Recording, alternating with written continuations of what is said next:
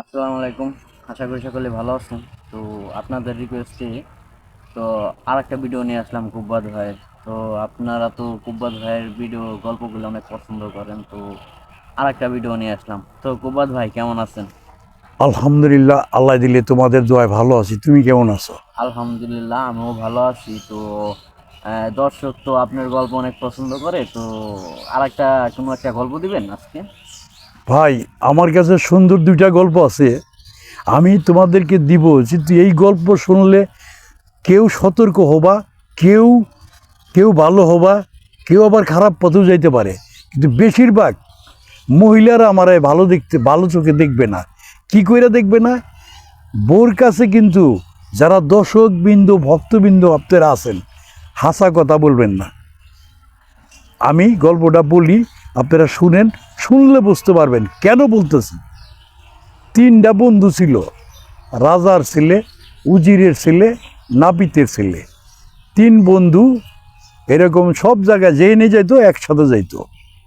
যাইতে যাইতে ওই এদের দুপুর টাইমে খিদা লাগছে, এক বাঙ্গি খেতে গিয়া ওই নাপিতের ছেলের দিয়ে একটা বাঙ্গি ছিঁড়াইছে।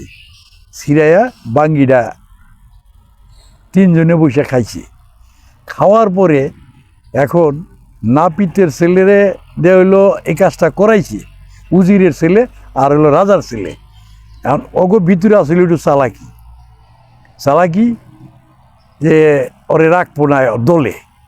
তখন দুইজনে মিলে ওই নাপিতের ছেলেটারে মাইরা লাইছে।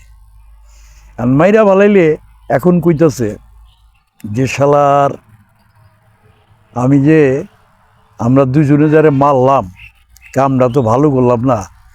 যাই হোক, এই কইতে কইতে আই যাইতে রাজার ছেলেরে আবার উজিরের ছেলে মেয়েরা বলাইলো।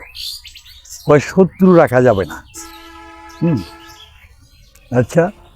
তো এখন আইসে মাইরা এমন কাজ করছে, চকের ভিতরে নিয়া এটারে গাইরে থুইছে। গাইরে থোয়ার পরে চলে আইসে। 4-5 বছর গেছে, যাওয়ার পরে ও একদিন বৃষ্টি বউ নিয়া ঘরের থেকে বারিন্দায় আইসা বইছে। ও যখন এখানে একটু ভুল হয়েছে, যখন মারা যায় তখন ওই রাজার ছেলে কইছিল যে দেখ, আমারে যে মারছস এই বৃষ্টির সময়, এই বৃষ্টিতে তোরে সাক্ষী দিব। বৃষ্টিতে আবার সাক্ষী দেয় কেমনি রে? এ শুনছিলি জীবনে? হ্যাঁ, এই কইছে, কইয়া সে মারা গেছে, ওরা মেরে লাইল। 4-5 বছর পর এখন বৌনিয়া ঘরের বারিন্দায় বসে রয়েছে, আইসে জোরে বৃষ্টি। বৃষ্টি যখন আসছে তখন বউ দুজন বসে রয়েছে, আর ওই উজিরের ছেলে হাইসে দিছে। হাইসে দিলে কয়, তুমি হাসলা কেন? কয়, তুমি বুঝবা না। কয়, না, এটা বলতে হবে, তুমি কেন হাসলা? কয়, ধরো তুমি চিল্লাচিল্লি করো না তো, এটা বলা যাবে না। কয়, না, তোমার কইতেই হইব। এখন মহিলারা তো জড়াইয়া ধরছে, কওয়া লাগবো, স্বামী স্ত্রী। কয়, শুনো, আমি কইতে পারি, কারো কাছে কইবে না তো? কয়, না, তোমার গোপন কথা আমি কি করে কম? কয়, শোনো, ওই যে রাজার ছেলে আমার বন্ধু আছিল না? কয়, হ, ওরে আমি মারছি। আর ওই যে নাপিতের ছেলে আছিল, রাজার ছেলে আর আমি দুইজনে মিলে মারছি। আর রাজার ছেলেরে আমি একা মারছি। কয়, মাইরা ওই দোপ সহে গাথায় গেড়েছিস, তুমি কিন্তু কারো কাছে কইও না। কয়, না, এই কথা কি কওয়া যায় নাকি? কিছুদিন পর বলল গে লাগছে কি নিয়ে ঝগড়া। ঝগড়া লাগলে বউরে দইরা দিছে মায়ের।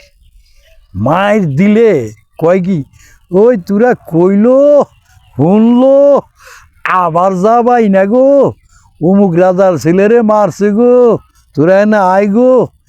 এই কইয়া বাড়ির এলাকার সব লোক আইছে। কি হয়েছে, কি হয়েছে? কয়, ওই যে রাজার ছেলে আছিল না, আমাগো বাড়ির উনি বাড়ছে। মাইরা দুপস হয়ে কোনে বলে গাড়ছে। তখন দারোগা পুলিশ আসছে, আসার পরে ওরে অ্যারেস্ট করছে।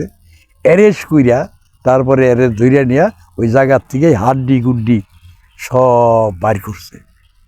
তা ভাই, আমার ভক্তবৃন্দ যারা আছেন, বউর কাছে হাসা কথা কইছেন আর মরছেন, মরে গেলেও কোনো দুঃখ নাই, কিন্তু এই যে চিয়াটা জ্বালা যন্ত্রণা, তাই আমারে মহিলারা দেখতে পারবো না এই গল্পটায়, কিন্তু আপনারা বউর কাছে কোনো দিন হাসা কথা বলবেন না। এই পৃথিবীর ভিতরে একমাত্র আপন থাকলে মা, মা ছাড়া এই পৃথিবীর ভিতরে আপন কেউ নাই। তাই মার ব্যাপারে আমি পরের অংশে আসতেছি, কিছু গল্প বলবো, যদি ভালো লাগে আপনারা কমেন্ট করেন। আর এই যে আমার গল্পটা যদি আপনাদের কাছে ভালো লাগে কমেন্ট করেন, এটার পরবর্তীতে আমি আবার একটা উত্তর আপনাদেরকে দিব। আজকের পর্যন্ত এই পর্যন্তই রাখি।